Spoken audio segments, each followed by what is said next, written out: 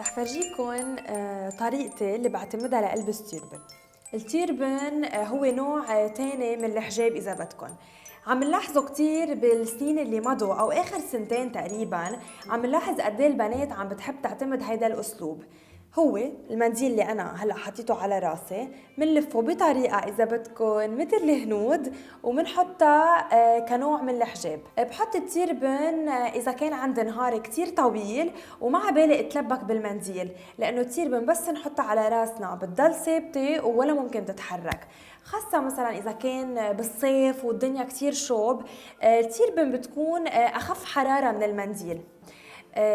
إذا كنتوا بتحبوا تروحوا على البحر، إذا كنتوا مسافرين عبالكم تكونوا مرتاحين بالطيارة، أو يمكن حتى إذا كنت بالجامعة وعبالك تقضي نهار من دون ما تتلبكي بالمنديل وبالدبابيس، بتعملي تيربن وبتضلك رايحة. بس إذا عبالكم تشوفوا فيديوهات جديدة غير على دنيتي للميك اب، للحجاب، للستايل، للسكين كير وأي شيء تاني، ما إلكن غير إنكم تكبسوا على اللينك اللي موجود فوق وتابعوا صفحتي الخاصة.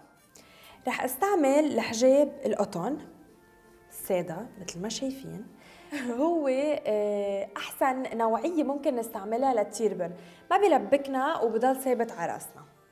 ليه رح اعمله؟ رح جيبه وثبته.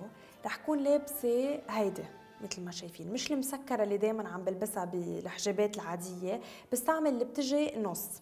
بناخد طرفين متساويين بنضمهم على بعض ومنح قربته ربطه من فوق وزبطه.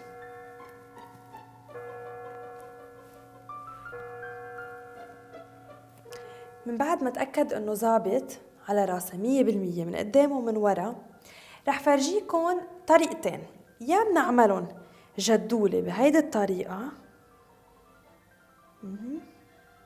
نعمل هيدا ستايل وبنربطه من ورا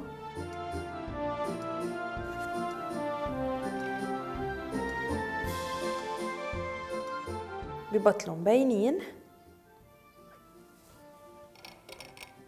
هلو، بيكون عنا هيدا الستايل. يا كمان ناخدون منشده كتير منيح لحتى يزبط على راسنا. ناخد هيدا الميل منجيبه لهون نتركه، وهيدا اللي من هون كمان منجيبها لهون ومنتركها. نرجع نخفيهن ورا بطريقة ما يضايقونا. هيك بيكون عنا طريقتين لنحط التيربن فيها، يا نعملهم جدولة من ورا، يا نترك كل ميلة لحال ومنغطيها بالتيربن اللي عملناها. إذا حبيتوا طريقتي وعبالكم تشوفوا فيديوهات جديدة، عملوا سبسكرايب لصفحتي على اليوتيوب، وما تنسوا تتابعوا يومياتي على السناب شات وعلى الانستغرام وعلى الفيسبوك. باي.